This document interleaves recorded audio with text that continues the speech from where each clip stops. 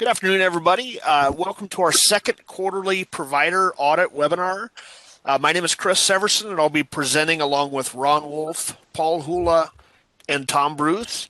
And we are going to be covering a variety of audit-related topics. Anybody that registered through the Learning Center, the WPS Learning Center, would have received an email this morning with the agenda, the PowerPoints, and all this information on connecting. I sent the agenda out, or I posted it to the Learning Center as well, so you would have received it there also. So just a quick comment here. If you have any questions along the way, feel free to post them into the chat area throughout the session. I've actually got the chat area on another monitor, so I'm keeping an eye on that. And some of the questions we may be able to answer right during that discussion. Some of them we may wait until the end, or we may even have to do some research and follow up with that at a later time. But we'll keep an eye on those questions, and we'll even keep them after the course is over here. So just as a quick agenda, we're going to start off talking about S10, and Ron Wolf is going to be covering that topic. And then we're going to move into a couple of additional topics, a wage index update, a discussion of the new cost report accept requirements, and that is going to be covered by Paul Hula. And then we'll talk about the sequestration topic and cost report extension regulations. Tom Bruce will be covering those. And then I will be covering the last four topics here. We'll talk about the cost report documentation templates, and a little bit of an update on change request 11642 that we covered last time related to the GME and nursing allied health managed care changes. Then we'll talk about another topic related to nursing and allied health for provider operated program requirements. And we'll wrap up with a discussion on home office and related party cost issues. So I just want to mention again, if anybody does have any questions, feel free to post them in the chat area. I know this will actually be our largest audit webinar to date. It's only our second quarterly webinar, but we've got quite a few people, so that's a very good thing. We like having the attendance there. We are planning to do these on a quarterly basis, and what we're thinking next time is extending it to 2 hours potentially, just to give us a chance to get into some more depth with some of the topics. But also I do want to mention, if you, after the course is over, if you want to send an email, if you have any suggestions for topics you think would be good for the next quarterly webinar, feel free to pass those on as well. But with that, I will turn it over to Ron Wolf, and he will start the S10 discussion. Thank you. All right, thanks, Chris. As Chris mentioned, we got a lot of material here to cover in a short amount of time, so we tried to just come up with some highlights that will give you a flavor for where things stand with respect to S10. But I think the plan is to maybe have a more in-depth S10 only, training webinar for providers here in the next couple of months once we get rolling into the next round. But wanted to just revisit the highlights from the last final rule, because there's a couple of things here that actually have, forward implications. And in particular, we're talking about this HCRIS timetable that, CMS has settled on. I would point out that even though for this last final rule, they used the June 2020 HCRIS for the final rule, their typical timeline or timetable is to use December for the proposed rule and March for the final rule. But we, submitted comments trying to advocate for as long of a time period to work with as we could, to give stakeholders the flexibility of, dealing with this increased audit workload and then having sufficient time at the end too to vet the adjustments. And so we've actually submitted comments advocating for like a March HCRIS deadline or update to be used for the proposed rule, and then a June for the final. And I think it's important to note that, there is some precedence for allowing a different timetable. In the last three rulemakings for 19, 20, and 21, they've actually used February HCRIS for proposed and June for the final. So something to keep in mind because we're going to be rolling into another rulemaking process and season here shortly. And I think, if you feel strongly about wanting a longer time frame to work with, it's important to go ahead and submit comments to that effect. One other thing is that I just want to point out, CMS included a blurb in the final rule about, expecting to audit data, S10 data, for an increasing number of hospitals in future years. Well, this last year, we did 100% of those disqualifying hospitals, so I don't know how you increase that number unless we have more hospitals become disqualified. But I think it's anticipated that we can. Chris, I think I'm getting a little feedback. Yeah, I'm going to mute everybody again, but you'll need to unmute yourself there, Ron. Looks like some people are coming off of mute, so I'll mute everybody right now. Okay.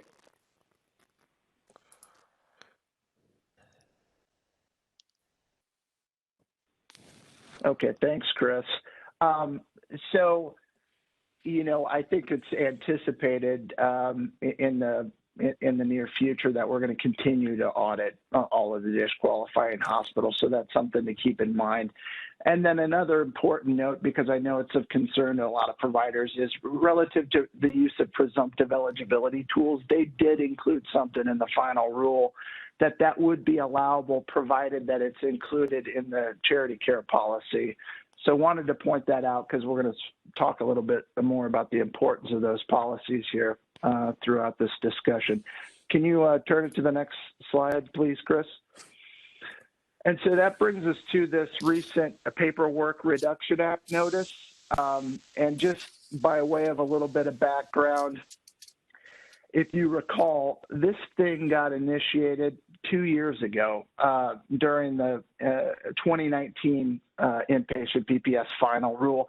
And that's where they, changed the regulation to make it mandatory that certain supporting documentation be filed with the cost report in order for it to be acceptable, to include, dish bad debts and charity care information related to S10.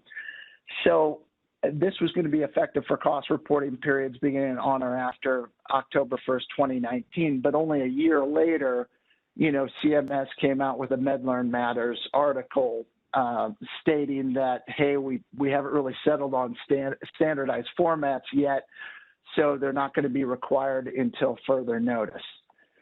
Next slide, please, Chris.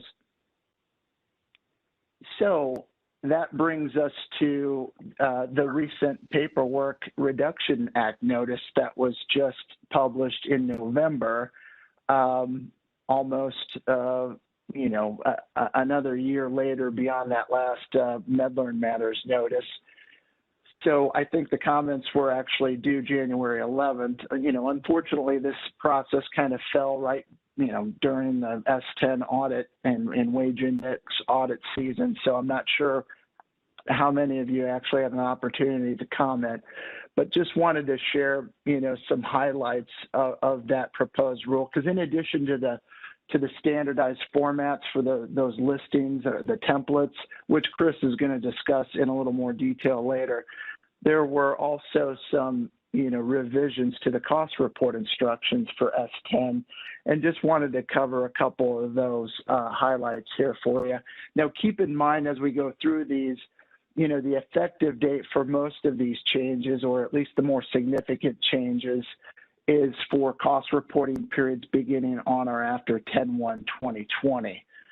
So if you keep in mind that our next round of audits presumably will cover the federal year 2019 cost reports, we've got that to get through, and then the federal year 2020 is before some of these changes, the instructions will even, impact us. But the first couple just include, some mention about, keeping the reported charges on S10 specific just for the short-term hospital inpatient and outpatient services that are actually billed under the hospital's number, And the same goes for kind of coming up with a new calculation for the cost to charge ratio that gets applied in determining the cost of uncompensated care, keeping that specific to the general short-term hospital. Now, these next couple of items kind of work hand in hand. The application of the cost to charge ratio to charity care for uninsured patients and insured patients not covered for the entire hospital stay, and then this idea of recognizing an inferred contractual relationship between an insurer and a provider.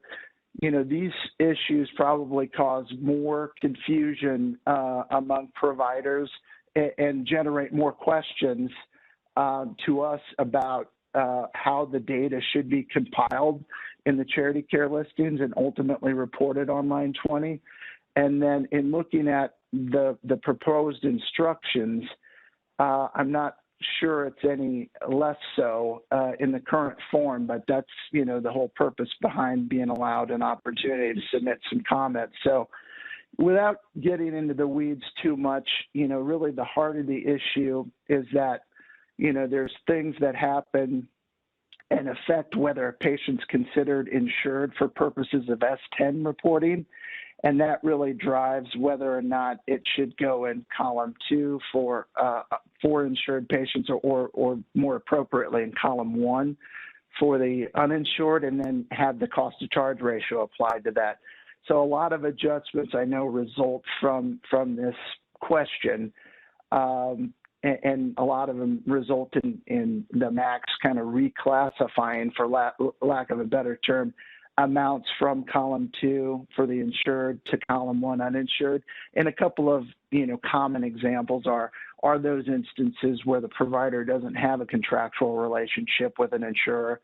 Those really ought to be reported as uninsured in column 1. And then also those cases where the charges are for non-covered services for a portion of an insured patient's stay, those really need to be reported in column 1 too.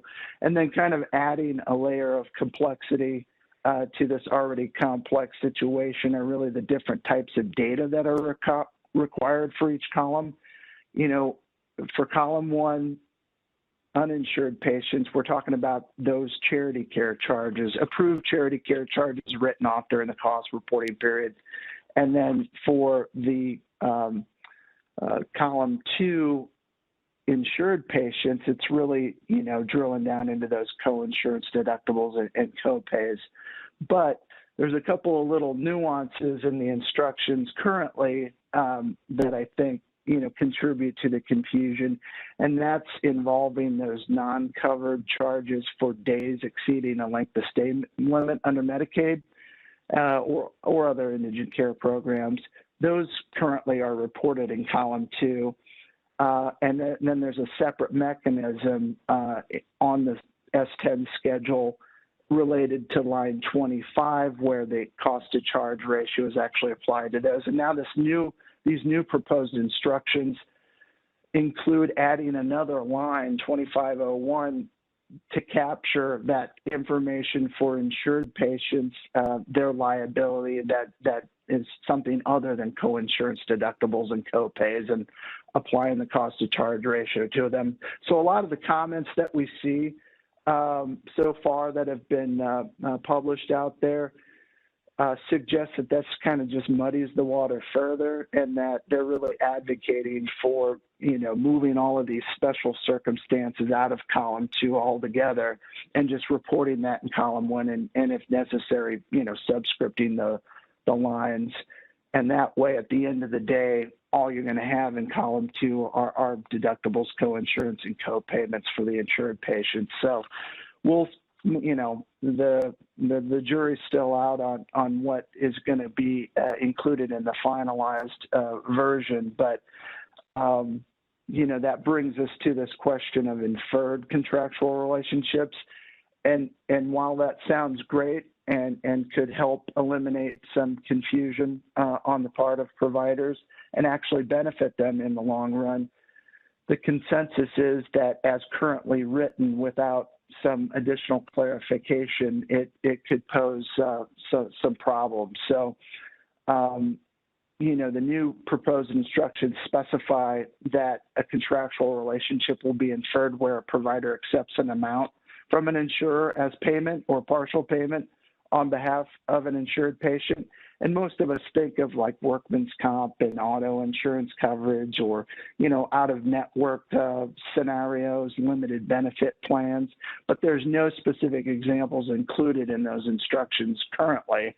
And so, in order to avoid, problems with interpretation by the providers when they're pulling this information together and reporting it on their cost report, as well as, auditors interpreting things incorrectly, I think some changes need to be made. We feel some need to be made, some clarification in order for us to avoid some unnecessary adjustments in that regard.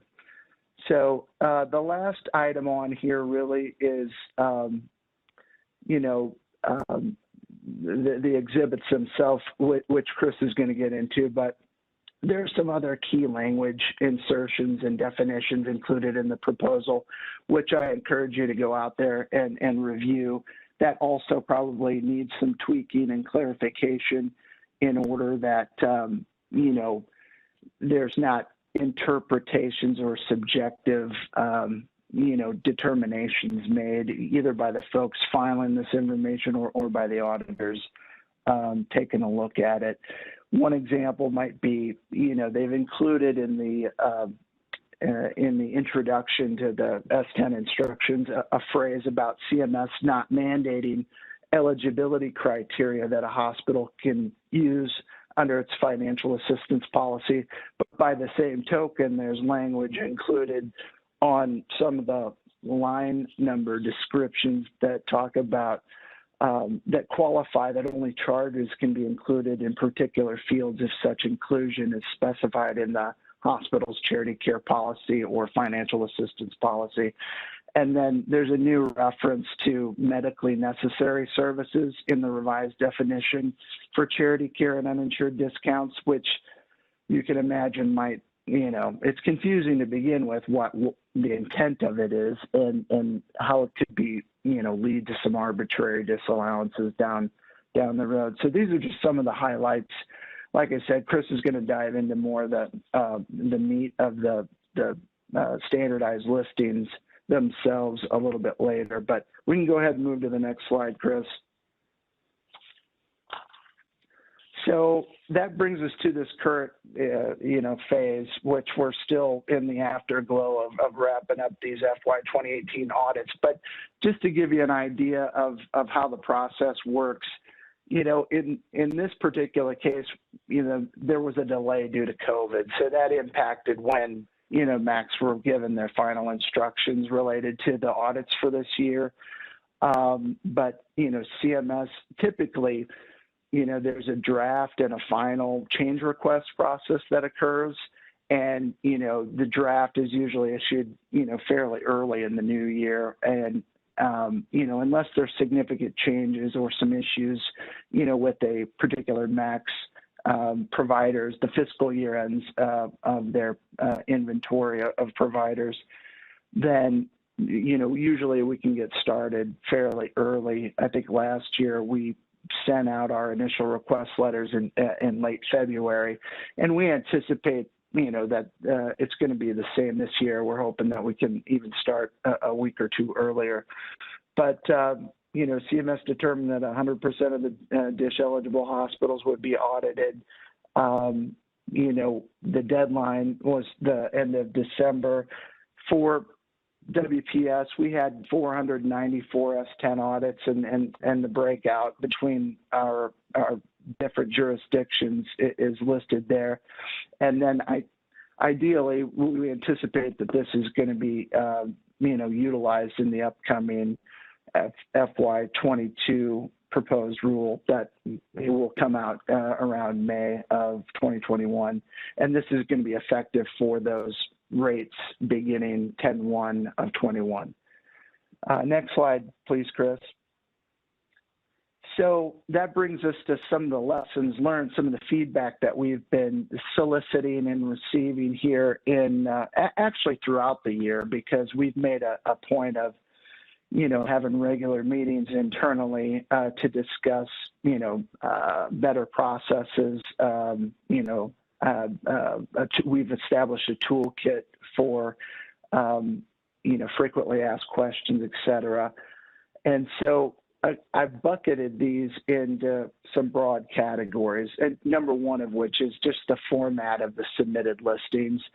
I mean, Chris is going to talk about under this PRA package, those standardized formats that are going to be required for cost report filings. But there is a format that's been established that by CMS, at least for purposes of auditing S10. And those attachments have been used the last couple of years for providers to populate. And, given the fact that we had a lot of new providers this first year, or this most recent year, I think that's contributed to some of the problems with not understanding, what information we're looking for. So we get a lot of cases of missing data elements. The size of the resulting files are pretty extensive and tough to manage. And then really, with respect to query logic, I think, and a lot of times we're just getting the scripts from the IS people. So there's some things that we've, done differently, about midway through this last year that we are hoping is going to contribute to better understanding on the part of the providers. And Chris might, talk about a few of those things when we get to the listings. Timeline, I think we've already talked about. I mean, obviously earlier start needed, use of those later HICRA dates, the fact that it overlaps with wage index and, 630 cost report filings. We're aware of it. CMS is certainly aware of it. And we're, working with them to try to give us all a little bit more runway to work with. Next slide, please, Chris. And so one of the biggest issues from the provider's perspective is really just the inconsistent sampling that's going on among the MACs in terms of methodology, sample sizes, extrapolation, and even the types of supporting documentation requested. So this is all feedback that we're collecting and sharing with the other MACs. We've got a work group call that we speak with everyone every 2 weeks. Our next one's tomorrow to review these lessons learned. And we're going to share this information with CMS too to see if we can't, implement some guidelines to help make this process a little more consistent across the board, because that is high on the list of CMS's concerns with, providing a consistent experience for providers out there. A couple of other things too that we've heard of, communication breakdowns, not identifying the proper points of contact, up front during entrance conferences, multiple auditors, working on a particular provider, making coordination difficult, and then really having insufficient time to properly review and respond to those adjustments at the end. These aren't necessarily problems that we've experienced because we did get ours completed by the 12/31 deadline, but we are hearing from other provider chains that use, work with multiple MACs, consultants, healthcare attorneys, et cetera. So we're taking all of this information into consideration and planning to share it with CMS to try to make the process better. And then really from an education training perspective, what we've heard more than once, hey, knowing what the types and frequency of errors that are going on across the country would be helpful to the providers in better understanding how this process should work, and then they could gear training towards that internally themselves. Next slide, please, Chris. So with that in mind, we're interested in hearing your feedback too. If you haven't had an opportunity yet because we're still early on in the process, having just concluded these audits. We've got a new feedback email available. It's on our website, but here it is again. Please feel free to use it. That information will be directed towards Chris and I, so we can, accumulate it, collect it, summarize it, and share it with CMS. Next slide, please. These next few slides, I'm going to just go through quickly. And we provided them previously and covered them during our last webinar, but we thought to ourselves it's worthwhile, including them here again, because if you come away with just a couple of thoughts about this process going forward, number one is, the importance of the charity care policies, the financial assistance policies that they play in the audit process.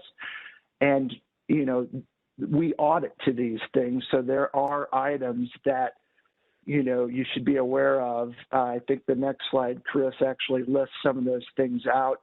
And we, just wanted to make the provider community aware of the importance of being able to incorporate some of these things to avoid potential adjustments down the road. So Chris sent out a letter to all of our providers back in September, and we've got this information out on our webpage too. But you can move on to the next slide, Chris. These next few really have to do with the revisions that we've made to those attachment Ds, the templates that CMS has established for the S10 audits. This is kind of separate from the concept of the listings required at cost report audit or at cost report submission. But, we've pretty much taken the approach that, hey, we think this works and this is something that, should be leveraged by CMS for the other purpose as well. And these next few slides just kind of describe some of the revisions we've made. And then you can go ahead and advance the slide, Chris. Really, the most important is this query logic questionnaire that we've created as a tab within the template that we think is going to go a long way in helping providers understand what data we're looking for and working with their IS departments to pull together what we actually need. Go ahead and advance, Chris. Just wrapping things up, these are just some of the available resources and training available through Chris's and his team's hard work. We've got a number of different links here available that you can check out. I encourage you to review the YouTube training that's available. That could go a long way in helping you better understand what it is we're looking for when pulling together that information. And I think, Chris, that wraps up our portion on the S10 audits. Yep. Before we move on to the next topic, I was just going to bring up a couple of questions that have been sent to me through the portal. One of them was a good one regarding the amendment to the cost reports. So the question is basically if you have an amended S10 right now or amended data, and we have not yet quite started the S10 process for this coming year, although it really could come, within a month, within 2 months. We just don't know right now. So the question is whether you should file an amended S10 or wait and just give the data to the auditor. We can still accept amended cost reports for this coming year right now for like the next month, for example. But once we start the audit process, then we have to lock it down. So it's up to you. If you have the data ready, you can certainly submit it right now. We can accept it, but we won't be able to accept anything for last year's S10. That data is locked down now. CMS is in the process of using it for their rate setting, and that would include anything, even Medicare bad debts. That would include anything impacting the cost to charge ratio. Basically, if your adjustment changes line 30 of worksheet S10, we will not be able to accept it. And you'll for last year, because that's already done, and you'll have to get with the auditor at final settlement to see if they can incorporate the data at that point. But keep in mind, an amended cost report by its nature, with the exception of DISH Medicaid days, the amended cost report is at the discretion of the MAC to accept. And this is one of those situations where all MACs and CMS have discussed this, and we're not accepting the amended cost reports for stuff that's already been locked down. But the other question was related to Medicare bad debts and whether or not the S10 filing can include Medicare bad debts that have not yet been reported for Medicare purposes, for example, E Part A or E Part B. There's a little bit of a question there, but the consensus at this point is that yes, you can record it as long as it's been written off in your financial records, your financial accounts, the general ledger, even if it hasn't been returned from the collection agency and therefore has not been written off for Medicare purposes. That's kind of that odd issue where there'd be a timing difference that could change in the future, but that's the rule at this point.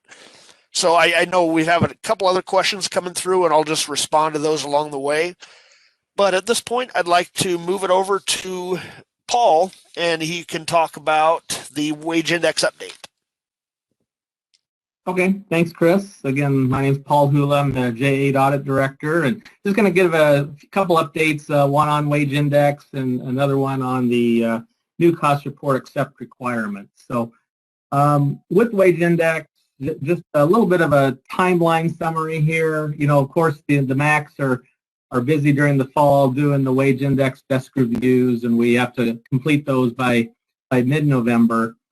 Just wanted to point out or make a note that even though the desk review process is done and completed in mid-November, the data is still subject to edits by CMS, and we have tight timeframes for getting those responses back to the contractor that works with those edits. So I'm sure many of you are aware of that process, but I just kind of wanted to fill you in on that there is still some review that goes on in relation to those edits, and those can go all the way into early January. Actually, and the next bullet point on this Friday is going to be the release of the FY 2022 wage index and occupational mix files. We're still, everything that we've seen would show that those are going to be released. There'll actually be two public use files available. The first one will contain multiple tabs with that wage index, the S3 wage data, and the occupational mix data. And then there's going to be there's a second file that will be available also that will display a comparison of the area average hourly wages for FY 21, which is the final, and then the preliminary FY 22. So again, be looking for those on Friday, and we're in the process also. We are sending notification letters to that effect as well.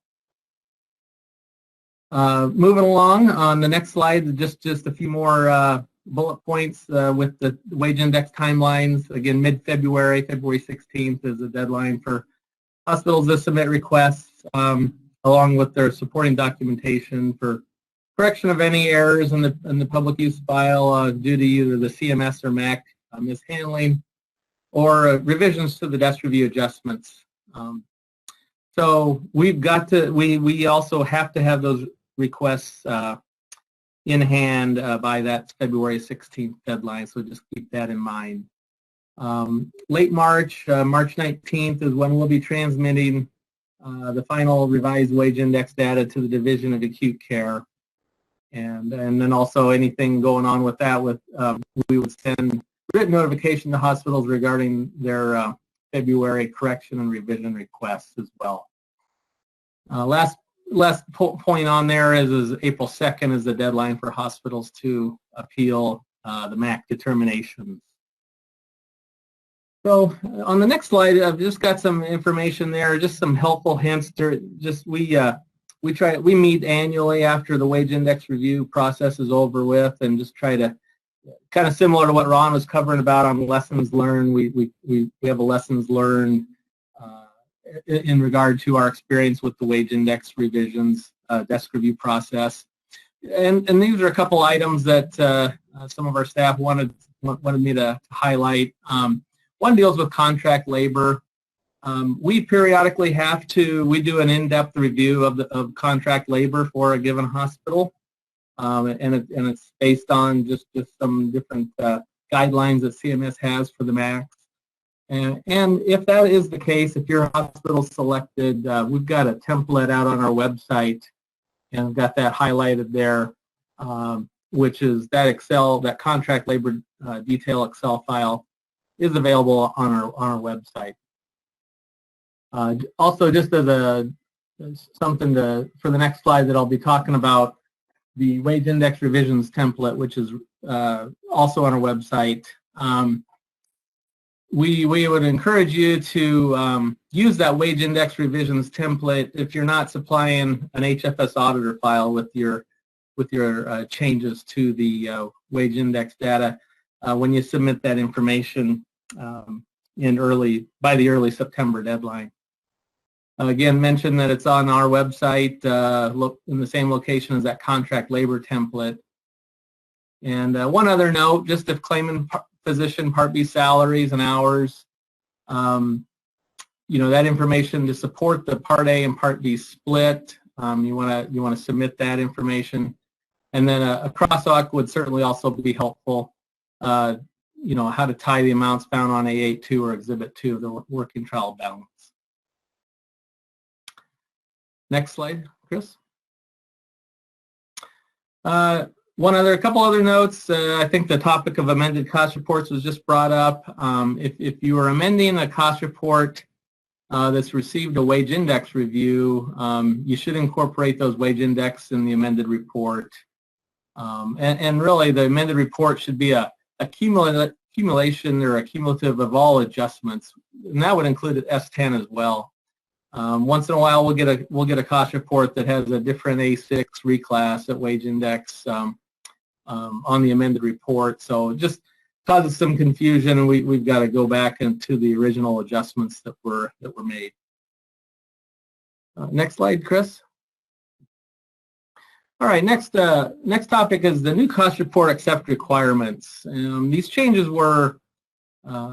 the cost report accept requirements are effective for cost reports that are received by the MAC on or after December 31st of 2020. Change request 11644 is basically the new instructions that were released from CMS. It was published in late August. And basically it's a public document, the CR is, and the removal of the post-acceptability instructions from the accept checklist really allowed the acceptability checklist to become a public document, since it doesn't include any confidential information. And then also just one note, CMS is in the process of revising the Internet-only manual 100-06, Chapter 8. They'll ultimately be including the revised acceptability checklist as an exhibit to that IOM. And again, the history behind this, really these changes were originally published in the Federal Register more than 2 years ago. Took a while to fully implement this, but the bottom line is that the changes relate to the supporting documentation that must be submitted with the cost report.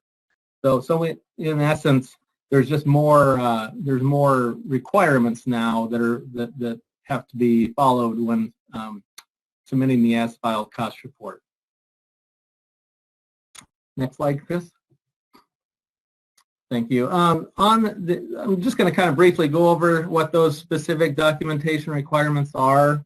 Kind of focusing in on PPS hospitals, because that's where the bulk of the changes relate to. Especially for teaching hospitals, IRIS data is required to be submitted now, kind of like it was in the past. However, in the past, it is now, it must be submitted in order to actually accept the cost report. On bad debts, again, we must there must be a detailed bad debt listing that corresponds to the amount of the bad debt that's claimed on the cost report. Moving along on the requirements, there would be for DISH eligible hospitals, if claiming DISH, then a detailed listing of the hospital's Medicaid eligible days. And that listing needs to correspond to the number of Medicaid eligible days claimed on the cost report. And then for charity care and uninsured discounts, again, those DISH eligible hospitals that report that information need to include a detailed listing of their charity care and or uninsured discounts that correspond to those amounts that are claimed on worksheet on the various S10 lines. And then the last requirement relates to home offices, the home office cost allocation. The home office cost statement needs to be completed and submitted to the home office, or by the home office or chain organization, to the chain providers servicing MAC. Next slide, Chris. So a couple of other just helpful items or hints here in relation to the cost report accept requirements. We've got on our website a separate web page and also a YouTube video link that discusses specifically the S10 requirements in more detail. I think Ron mentioned that too in one of his slides. If you utilize those optional templates that are linked on our website, it'll include a tab for total charity care, for example, also patient cash collections and total hospital bad debt. And it'll also reference the cost report worksheet in line that should tie out for your convenience there. And then again, more detailed information in regard to those various templates can be found on our website. Next slide, Chris. Here's just an excerpt from the website that shows a couple of those documentations where you can find that. Again, cost report documentation requirements and templates there. And then that'll show you, that'll pull up a bunch of information relating to those new requirements. And then also then if you elect not to use those optional templates, one thing that we would ask is that just ensuring that the file name that you utilize for each of those listings begins with the applicable keywords. That'll just help us to be able to identify which files relate to the particular cost report acceptance criteria, and it'll just make the acceptance process go a little bit smoother and would hopefully then prevent any follow-up type requests. All right, next slide, Chris. All right, actually that covers the last part of the new accept requirements, and we'll move it on to the sequestration part. Yeah, hey, thanks, Paul. This is Tom Bruce. I am the J5 Audit Director, and I'm going to cover the next couple, three slides. Okay, so sequestration. Of course, you're all familiar with sequestration. It's a 2% payment reduction on your cost report. CARES Act, dated March 27, 2020, temporarily suspended the sequestration payment reduction. And of course, the reason for that is the COVID-19 public health emergency. The suspension was effective from May 1st, 2020 through December 31st, 2020. Chris, yeah, next slide, please. So, we were all prepared. We were going to reinstate basically that 2% payment reduction. We were making plans in late December to do so and getting systems ready. But Congress signed into law the Consolidated Appropriations Act on December 27th, 2020. And there's a section of that act that extended the sequestration suspension to March 31st, 2021. So we will watch that date unless, of course, it's not WPS that decides sequestration. It's not CMS. It's the United States Congress. So we will see what they decide to do in late March, and whether they decide to continue that suspension or reinstate the 2% payment reduction. And of course, the reduction, I mean, you guys know it came through on the cost report, and it would affect affect your bad debts, and all the items that pass through the cost report, disproportionate share payments, medical education, etc. All right, Chris, next slide, please. Okay, cost report filing extension. And okay, so CMS has given providers with cost reporting periods ending March 1st, 2020 through December 31st, 2020, an additional 60 days from the initial due date to file their cost reports. Okay, so again, the idea and what we want to get through here is that this is automatic. So you'll get to see the next slide and see the the original and the revised due dates. And Chris, why don't we move to the next slide and get the visual going here? Thank you. Okay, so you can see again it applies for the periods ending 3/1/20 through 12/31/20. And of course, these are just the most common cost reporting period end dates. You can see that period ending in the left column.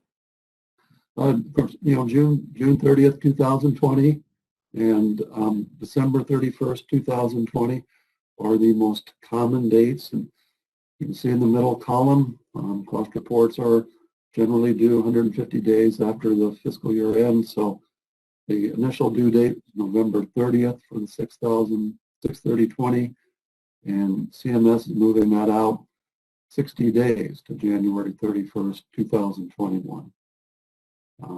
You can just similar logic all the way through to 12/31/20. I will say that as representative of a MAC, we would be pleased if many of you filed your cost reports in the initial due date. Helps us do our work, but that's neither here nor there. The CMS has extended those due dates, and you're entitled to that. Don't need to make any kind of request. All right, next slide. So and of course, if the extended due date falls on a weekend or holiday, the due date is the next business day. Not sure that we have any holidays in there, but reasonable to expect that at least some of them fall on a weekend, so it would bump to the next business day. All right, a matter of a little controversy. Hey, Chris, if you could back that up one, thank you.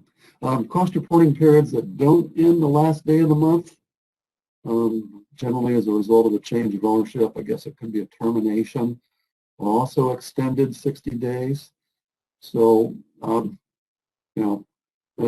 let's just say you had a change of ownership on April 15th, 2020. Again, you'd have to apply the 150-day period to that, and then you would get an additional 60 days on top of that. But we will inform you. We send out letters for trials and terminations, informing providers the due date of the cost report. So we will let you know about that. All right, next slide. And that's someone else's. Oh, no, okay. Cost report filing extension requests.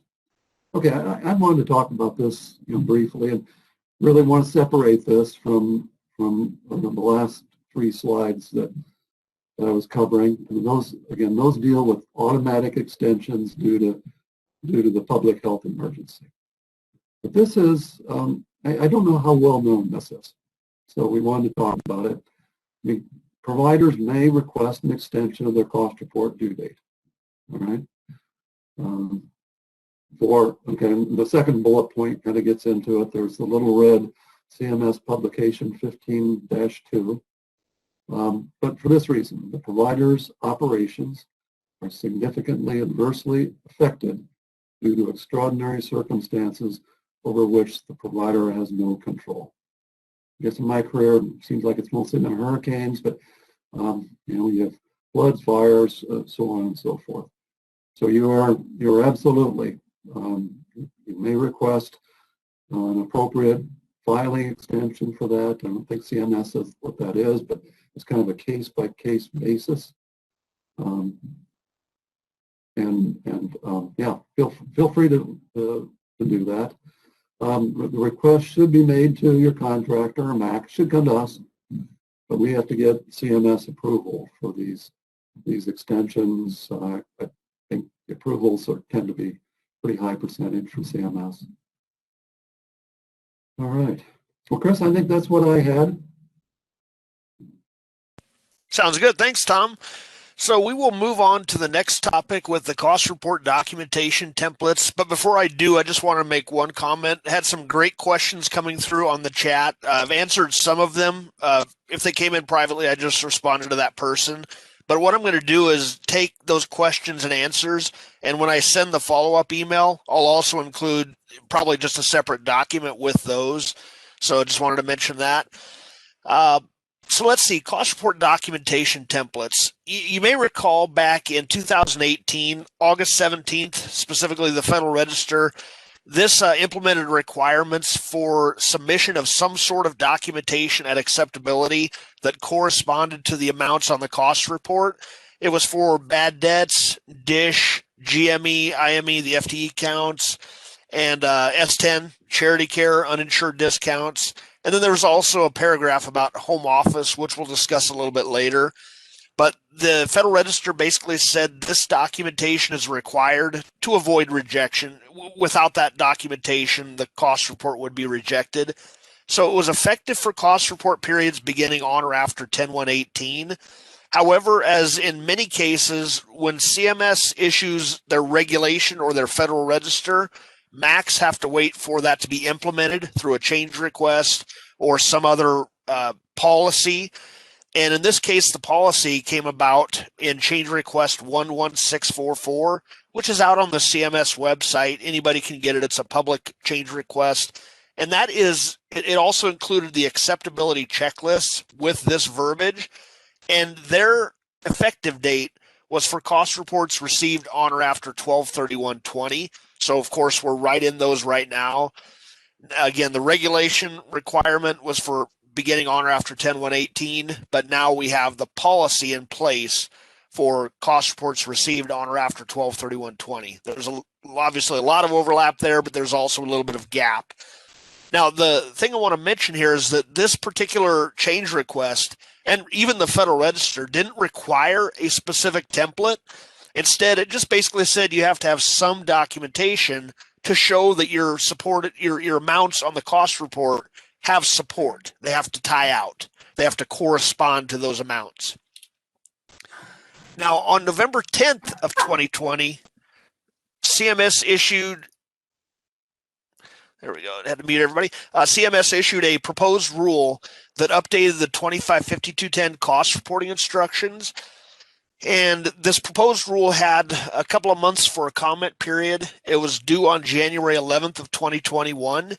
So the idea here was that they proposed that there were certain not really templates, certain designs, if you will. They proposed certain fields that had to be included in this documentation. Now, this link I have here is to the Federal Register website where you can find all of this documentation. Again, the public comment was due on January 11th. Now, again, so two things. They updated the cost reporting instructions for things other than just these templates, but the main portion was for the templates. So they did that. The public comment was due on January 11th. This zip file is what you would find at this link right here. There are a couple of things that are important. The F document here, that just includes the actual cost report worksheets. These are not the templates that we're talking about. It's just your normal worksheets. But the I is the one we're most concerned with. This includes the revised instructions as well as the template designs. Now, you would already see Exhibit 2 for bad debts. It used to be Exhibit 5 under the old form set. Now, under the 255210, it's Exhibit 2. That's been included in the instructions for quite some time. But now all the new templates are there as well. So if you're looking to find the design of the templates right now, it's right here in this I document. But again, what I want to mention, well, this screenshot just shows you what those forms look like, the regular cost report worksheets, nothing too relevant there, but that way you'll know what it was.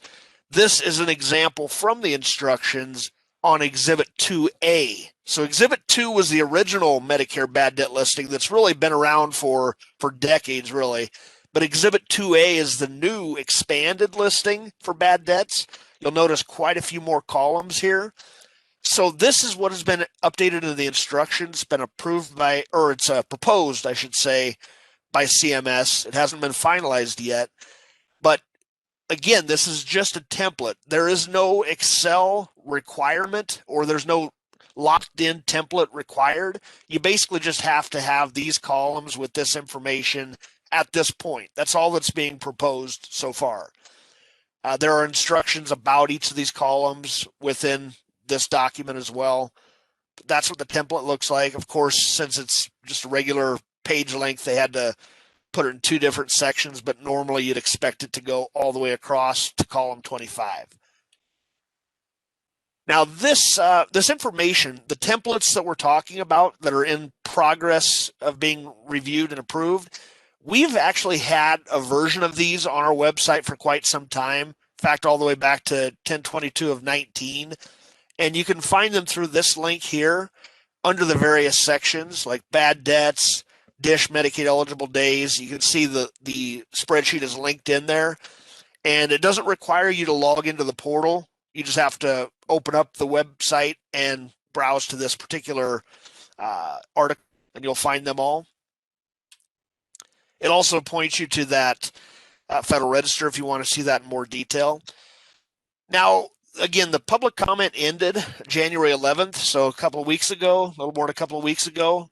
Now, normally you can find, if you go to the regulations.gov website, or even if you start at the federalregister.gov website, you can see public comments. Obviously, they're public, so they're available. And in this particular situation, if you went to this link right here, it should take you to see the public comments. In this case, there were 20 of them. For some reason, at least the past couple of days, this site has been down. So I don't know what the deal is. If you go to this link, or if you browse down here and click on this, it just doesn't work. So I know it's a beta site, so they're doing some sort of testing. I don't know when it'll be back up again, but you can find the comments. Since they're public comments, we submitted a pretty lengthy set of comments, and I can include that document in our email that goes out to everybody. Again, you would have been able to see them anyways, so it's nothing secretive or anything like that. So I'll include that document. But if this gets back up, you'll be able to see them there also. These are pending the final rule, so we don't know when that'll come out. It could be a couple of months, could be longer. We're also working internally with CGI, basically the group that handles the MECREF portal for CMS, and we're working with them on just the requirements for if people are going to be loading these along with their cost report submission, the MECREF portal, MCREF, then basically what the requirements would be based on what that proposed rule looked like. Now, again, at this point, the Excel templates themselves are not a requirement. Even after this particular proposed rule gets approved, it does not appear that it's going to require a very specific Excel template. So it's not like you have to use this file right here. You could create your own, but it has to look exactly like that instruction. So for most people, it'd probably be easier just to use the template that we've built. And again, they're on our website. I will mention, though, however, that's not the final version on our website. It's very likely that a few things will be tweaked. Nothing major, I wouldn't think, but it's very likely that'll happen. So that's what's going on right now with this Paperwork Reduction Act package, or PRA package. It's just they have to get approved before they put any additional requirement with the cost report submission like that. So more to come on that one in the next couple of months, hopefully. The next topic I wanted to cover is really just a quick one because we covered it last quarter already.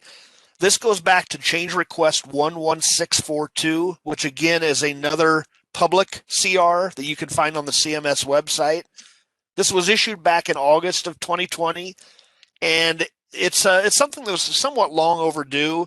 These updates for the GME managed care payment reduction factors, as well as the changes for the nursing and allied health managed care add-on payment. Originally, when they were implemented in 2001, there was verbiage that they would be updated on an annual basis, and that never happened until now. So these are all retroactive to anything that can be reopened. All of those notices of reopening have been sent out. Anything that was reopenable at that time or that was under appeal has gone out. And this link down here just takes you to that article that we've put on the website. It also includes the forms, as we'll see in just a bit, the calculation forms. But that's where you'll find more information about that. So again, the managed care pool numbers, there are two different factors for the managed care, the nursing allied health managed care. Those were updated. But what I want to mention here is that CMS currently has only updated them through 2018, calendar year 2018. They haven't updated the 2019 rates yet, and we hope they will soon. So any cost report that you're filing that spans calendar year 2019, we don't have a final rate yet, but the problem is obviously you need to file something. Our current form that's out there today, that's out there right now, it'll basically give you an error if you have anything past 2018 because the factor doesn't exist. But we are updating it. We've already updated it internally, and we're posting it to the website within a week. That'll basically use 2018 as an estimate, and it'll give you a message that this is just an estimate to give you something to file with. And then by the time we get to final settlement, we hopefully will have the proper rate for that. I would hope CMS doesn't plan on doing all of these through reopenings down the road. That wouldn't seem to be efficient. So that's the managed care pool numbers. The GME managed care, or Medicare Advantage is what this stands for, the payment reduction. Fortunately, that was built into the cost report on E-4 line 29.01. The thing is that you have to answer worksheet S-2, line 56, column 2 as a yes, to basically say, yes, you're impacted by this change request. And that'll trigger the calculation in the cost report to apply the new reduction factors as opposed to that historical one. If you have a cost report that spans 12/31, so it's not a calendar year, the new change is that you're going to have a PSNR split for that report 118 for the managed care days, because again, that's what determines the factor, the number of days, the ratio of Medicare Advantage to total days. So you'll have that you'll have to split. And again, the nursing and allied health HMO add-on payment, HMO is just another phrase for Medicare Advantage, or vice versa, I guess. The add-on payment is off cost report. CMS has never implemented that or incorporated that into the cost report form. But we did build a website that has the calculation form. We also have a YouTube that's available on our website that walks through that. Again, with the disclaimer that that's going to be updated in the next week to account for years 2019 and later, just plugging in 2018 as a temporary factor. The last time we had this webinar, it was just like a week or so before we had the form ready to go.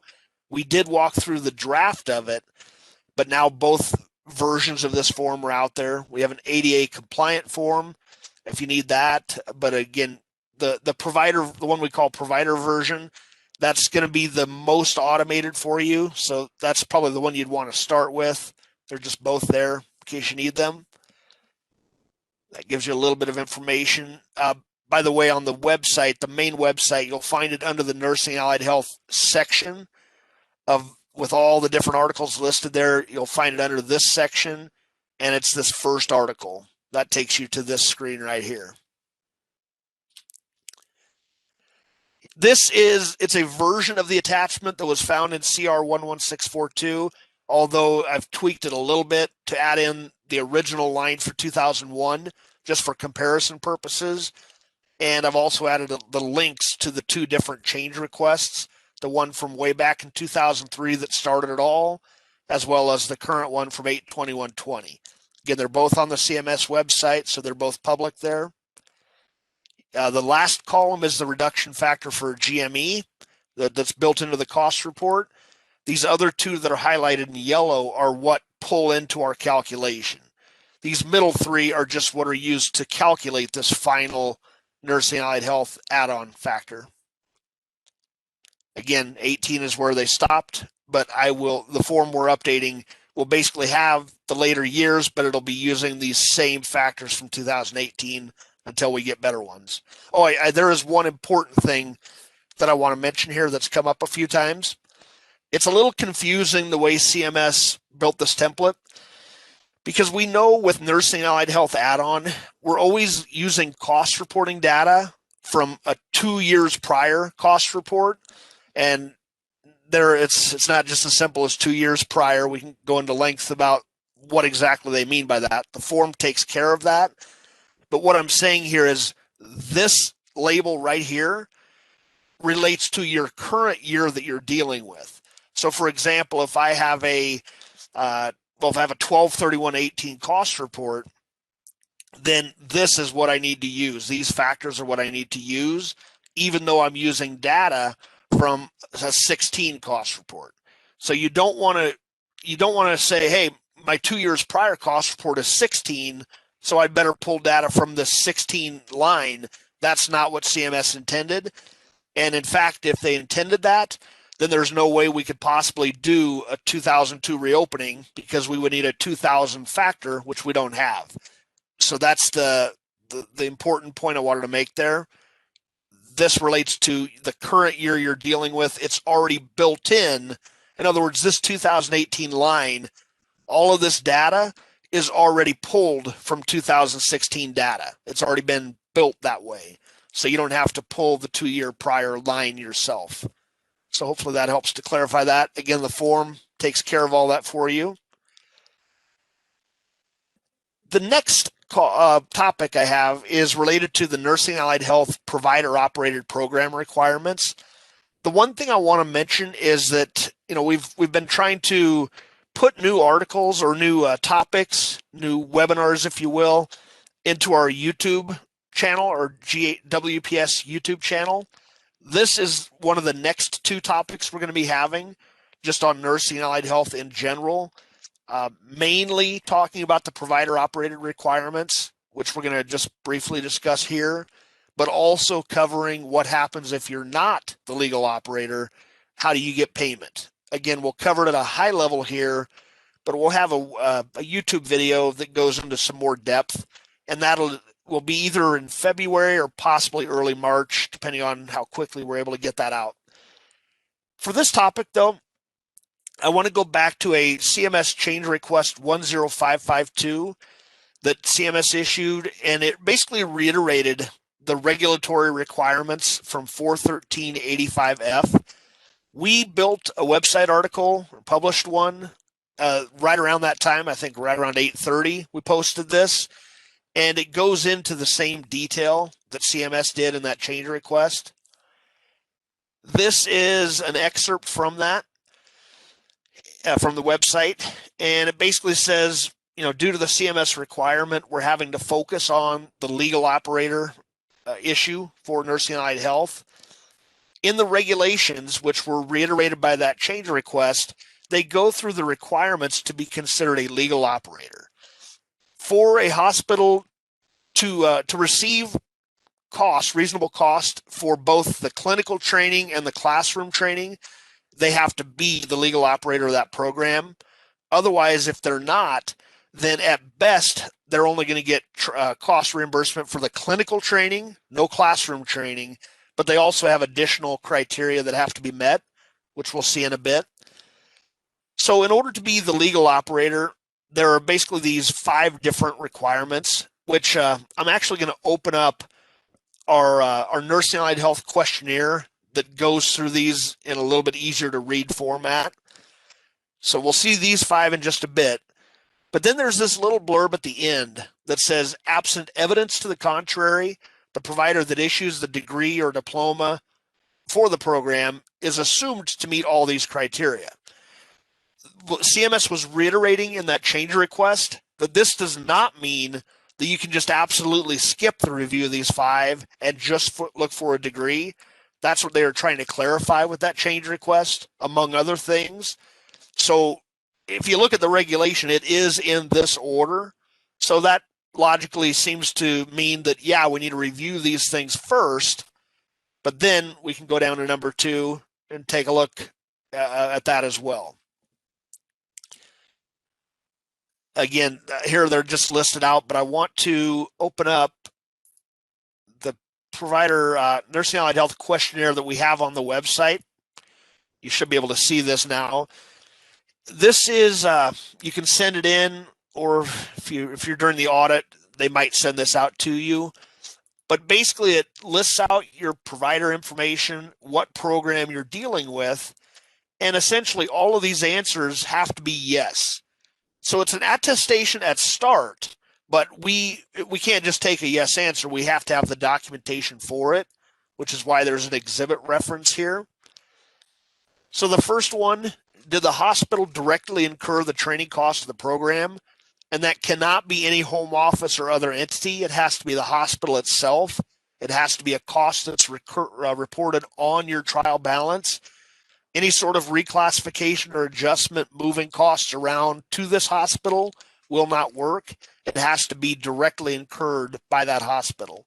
So this is all based on CMS guidance and the regulation of the policy itself. Number 2, does the hospital have direct control of the program curriculum? So we would want to see any sort of board minutes or contracts showing what changes to the curriculum took place and who approved them, really. If it's the hospital that approved them, then of course that shows to some extent they have direct control over that program. Number 3, does the hospital control the administration of the program? One of the big things there is the collection of tuition, but it could be payroll records for the teaching staff or students, and just day-to-day program operations. Now there is a note there that doesn't mean they cannot have anybody else involved at all. They can contract with other entities to perform some administrative functions, but ultimately they have to remain or maintain control over those contracted functions. Number 4, does the hospital employ the teaching staff? So that's pretty straightforward. Whose payroll are they on?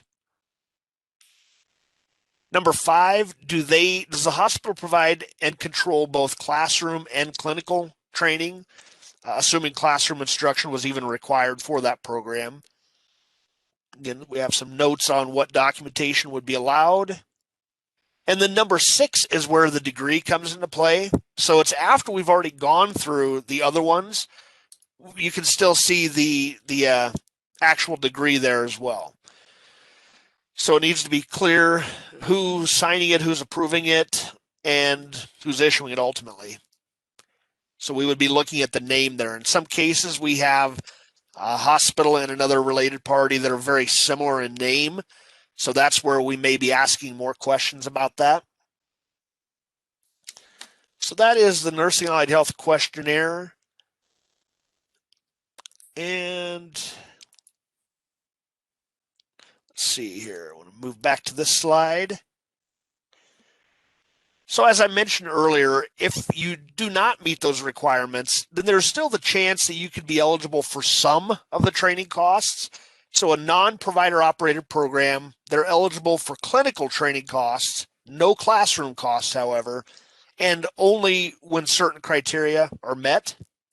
So there's another section of the regulation that goes into detail there, the G2 section.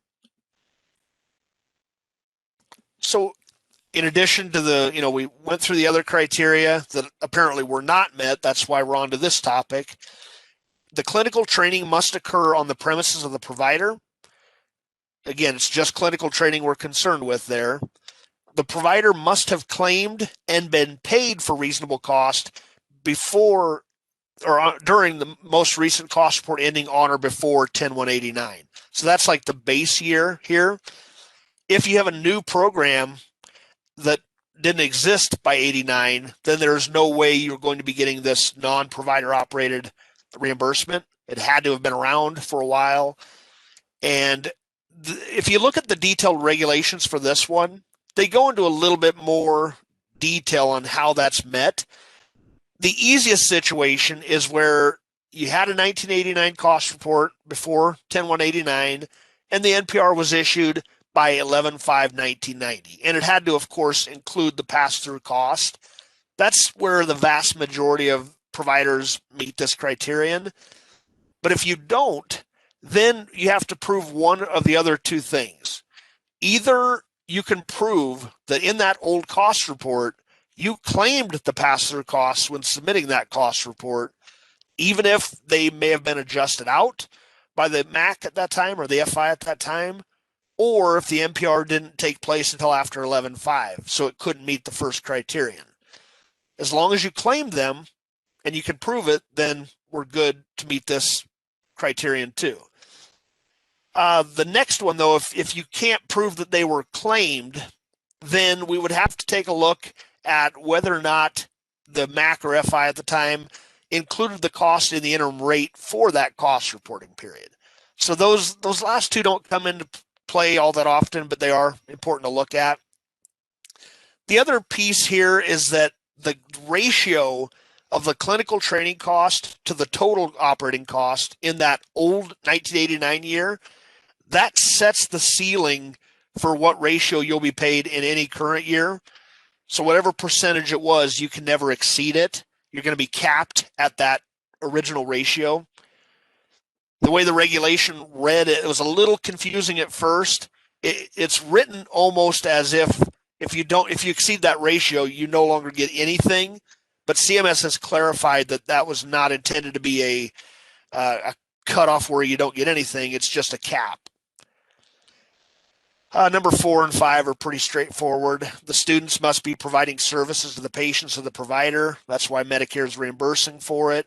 And the cost for this one, the cost must be incurred by either the provider or by an educational institution related to the provider. So this one does allow for that alternative where it could be a related party coming into play. Again, there's going to be a separate YouTube video coming up with this. And this is just a link to our WPS YouTube channel in case you want to see some of the videos we have out there for various topics. Moving on to I know we have a couple of questions coming through with that, and I'll just include those in the email that I send out.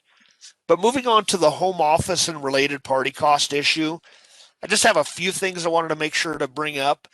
This is also part of that original 8/17/18 Federal Register that said if you don't have documentation supporting your home office costs, then it's a rejectable item.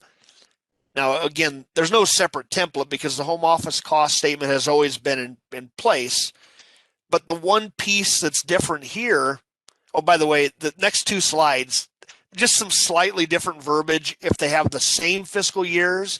So 12/31/18 for both the home office and the provider, or maybe the home office has 6/30, the provider has 12/31. So you're going to need two home office cost statements. That's really all this is saying, is there has to be some documentation showing where that cost is coming from. The home office cost statement for that second year likely would not have been filed yet, so we just have to show at least part of that, some component of that cost. They have a separate paragraph for that. Now, there is one important paragraph from that Federal Register. CMS changed a little bit on how they were going to handle this. Initially, they were going to require every single provider in a large chain to submit a copy of that home office cost statement. So if you had a home office with 50 providers, they would have to send 50 copies of that home office cost statement, so one with each and every provider. After the public comment, CMS realized that wasn't very efficient, and they said, that's fine, you can send one copy, but it has to be one copy to every MAC that is servicing any of your components. So that's the change here. If you deal with 3 different MACs, but one MAC has 10 providers, another MAC has 20, you're just going to be, and then the other one has maybe 5 more, you're just going to be sending 3 copies of the home office cost statement, 1 to each MAC. Now, the other thing, oh, by the way, there's going to be a YouTube video on home office as well, as I said at the beginning of the session, just going into more detail about how we would expect some of this documentation to match up, what A81 looks like. But generally, CMS tried to define the relationship of a home office or central office there. And we know it's a related party. We talk about the related organization requirements, and then they start talking about the different types of services that would be provided: central management, administrative, accounting, all of that. So again, we'll spend more time on that in a later video. But with A81, I'm not going to go into much detail here, but this is what it looks like. What we want to make sure happens is that it's clear if you have multiple home offices, what each line of these costs relates to, which one of the home offices or related organizations does it relate to. We've proposed a change to CMS to make the cost report tie from Part A to Part B, so you can tell each of these lines up here, which one of these lines on Part B does it relate to. But right now there's nothing in the form set, so we would just need either the naming to make sense, something in the expense items column, maybe the name would reflect which of these home offices it related to, or some separate documentation to make it clear which organization is it.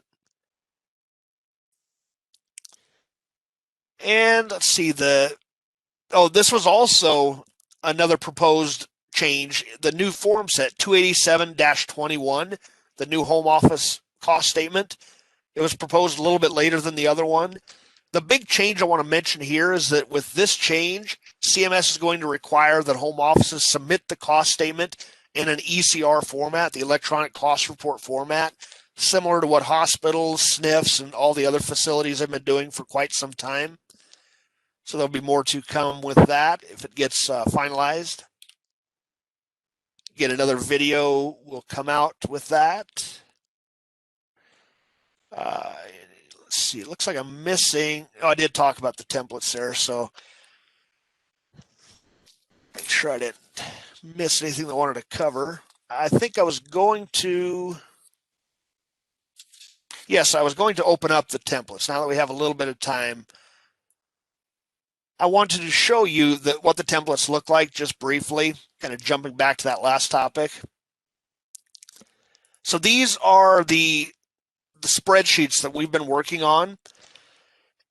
And again, they're not mandated in this format yet, but they're out on our website, so it makes it a lot easier to use.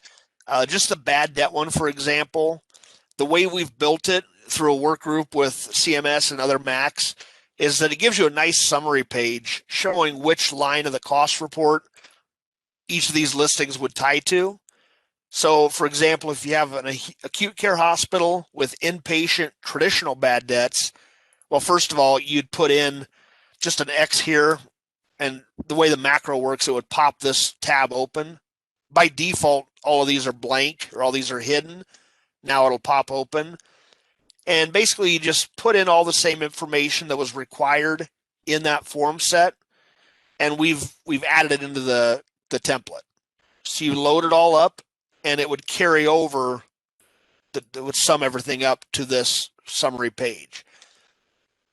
So again, one way or the other, you're going to have to build either your own template or use our template with these columns, because those are going to be mandated once the final rule comes out. Again, there might be tweaks to it, but CMS will finalize that. One of the things I'll mention that we also added into our own template was a few what you can call them helper columns or informational only columns. Basically, they're flagging certain things that appear to be non-allowable. So that way you can take a look at them and see maybe they belong in another cost report period, or maybe they aren't allowable at all. And that way you'll know ahead of time before we even get to the audit. For example, is it a potential untimely bill? Now, there may be reasons for it. There may be reasons for why it's still allowable, but at least it shows that it's a flag. Same with the 120-day rule. maybe it's a flag, you'll know you have to document that further. And also, is this write-off date within the cost reporting period? There's only one exception right now for allowing a write-off that's outside of the cost reporting period, and that's with a terminating provider in its final year. They can write it off they can write it off after the end of that cost reporting period and still allow it in that cost reporting period. But so those are some things we've proposed to CMS. They're currently in our template, but they're not in the instructions. So they're just add-ons there. The other thing I do want to mention, though, is back to what Ron was talking about earlier, the uncompensated care and total bad debts. Interestingly, I will mention that right now in the Federal Register, the total bad debts template is not an absolute requirement. It's not a rejectable item, even though we definitely need it for S10 reviews. But that's one piece that's not yet rejectable. But the uncompensated care is a rejectable item if it's missing the listing.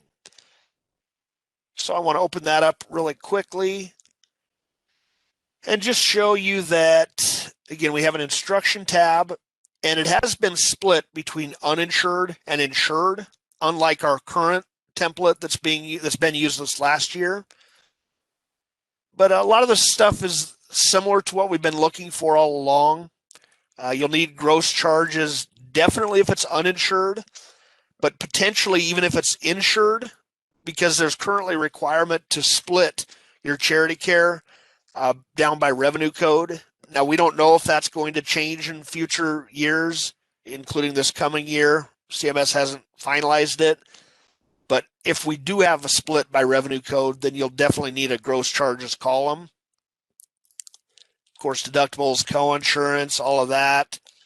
The goal with this template, by the way, is that you'll start with, let's just take uninsured for simplicity. You'll start with gross charges, and then you'll start showing the disposition of all those charges. Where did they go? Some of them were non-covered. Some of them were subtracted out because they were related to professional charges. Some were uninsured discounts. We're subtracting those out of this listing. Again, they're still allowable for charity care, but we're showing what happened to that gross charge. Some of them might be it's uninsured, so it probably doesn't have a contractual allowance. Courtesy discounts are not allowed. So the idea here is that we know where those charges went. The uninsured discount is allowed, assuming it's in your policy. And then whatever approved charity care percentage you have, whatever amount you've approved, that's also allowed. Those both go on to line 20.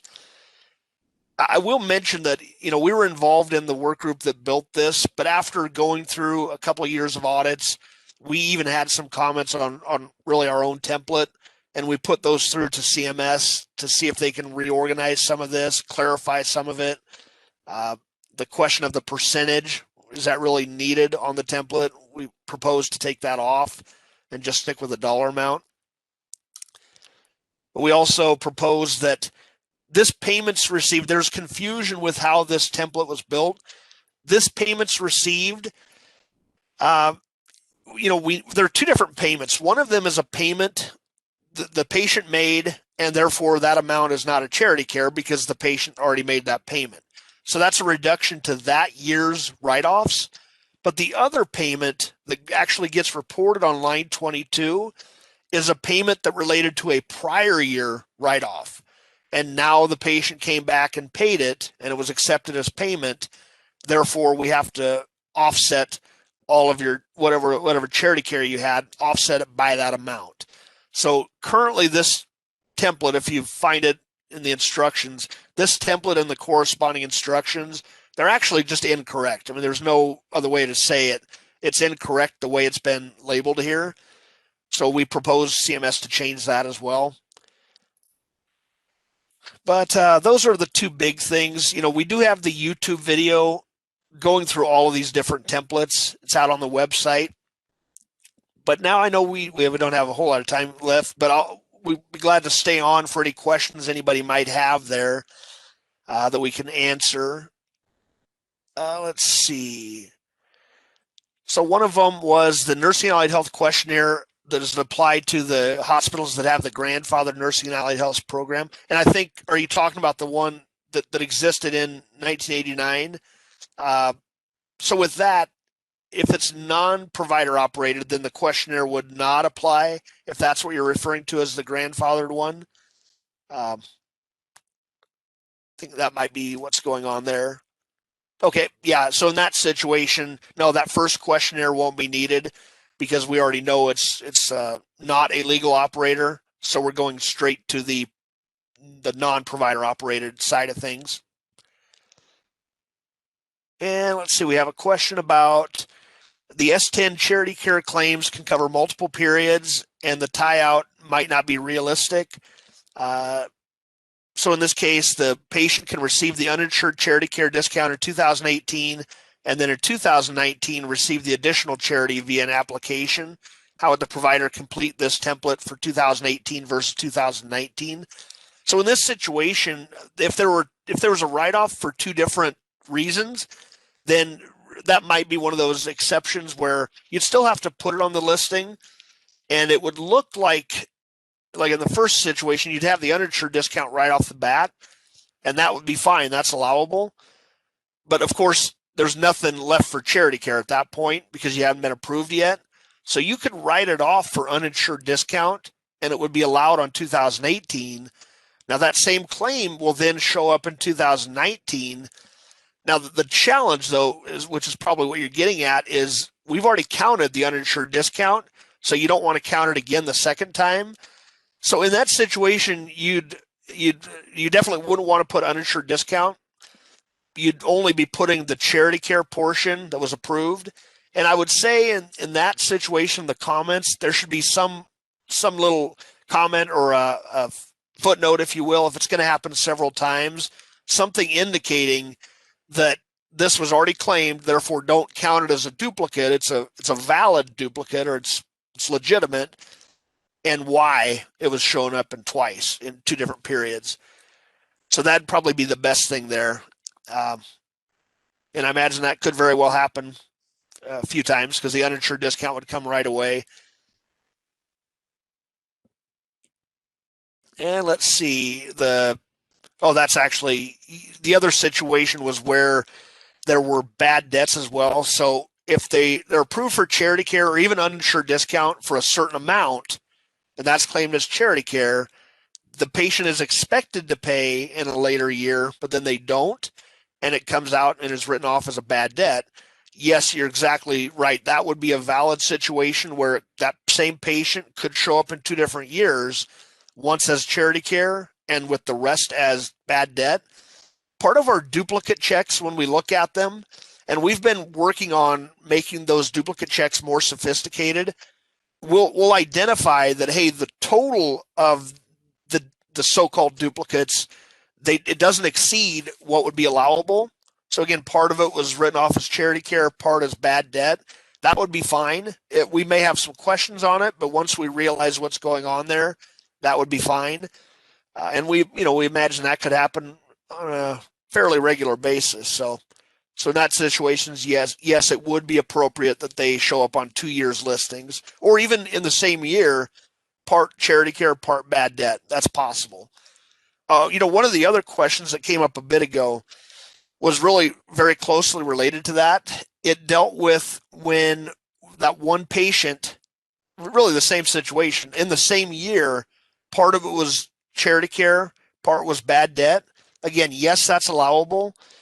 But the other part of that situation was that if you have a Medicare patient that was not written off for bad debt, for whatever purpose, for whatever reason they didn't meet the Medicare requirements, that patient, if it was written off in your financial accounts as a bad debt, but it just didn't meet Medicare requirements, it'll never show up on E-Part A or E-Part B anywhere there.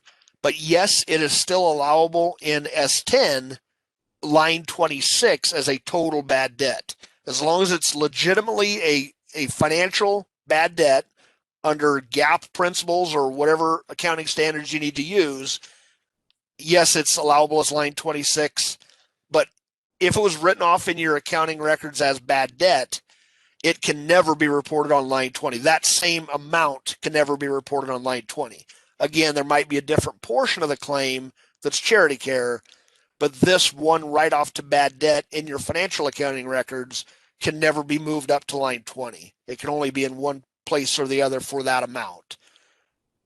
So hopefully that helps. Again, all of these questions that have come through, I'm going to be sending out.